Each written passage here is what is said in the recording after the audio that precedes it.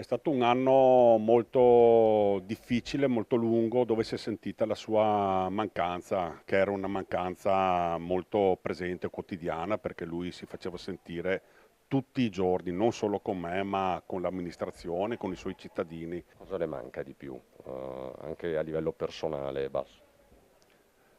La cosa che più mi manca, sinceramente, è la sua determinazione nel voler il bene assoluto per la città di Treviso. È un legame che non si è spezzato, quello tra Giancarlo Gentilini e la comunità trevigiana, un rapporto che gli amici di una vita hanno voluto ricordare con un brindisi all'Osteria d'Omori, uno dei luoghi del cuore del sindaco sceriffo. Il piatto più preferito a Gentilini era pasta e fagioli coi tiracche.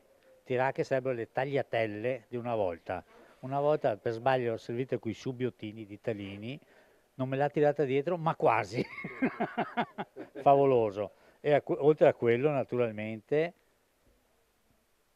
indovina, Puente Baccarat. Il ricordo più bello che ho di lui è che mi ha insegnato l'educazione e l'onestà, sicuramente. In tanti in queste ore stanno dedicando un pensiero a Gentilini, immancabile quello di Giampaolo Gobbo. Giancarlo è sempre con noi perché diciamo che la sua via che ci ha indicato e tutta la sua grande forza che aveva nell'empatia con le persone, con la gente, con i nostri cittadini, con la sua Treviso, credo sia unica per un cittadino che ha fatto il sindaco per una vita praticamente. Amministratori del passato e del presente, Gentilini per tutti è stato un aggregatore. Lui ha inventato questo nuovo metodo di fare il sindaco, l'amministratore.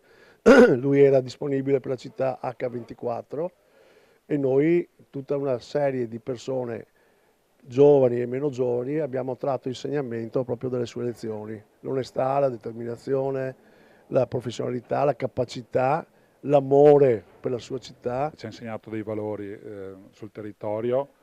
Io ho apprezzato sempre la tempra e soprattutto il sorriso, perché quando bacchettava poi sapeva anche elargire un bellissimo sorriso di cuore. È chiaro che viviamo anche in un'epoca diversa, sono passati tanti anni da quando lui amministrava, però il suo credo resta inscindibile con quello che sono i valori della nostra città. È qui con noi anche adesso e con noi alzerà il calice di prosecco e faremo un brindisi assieme.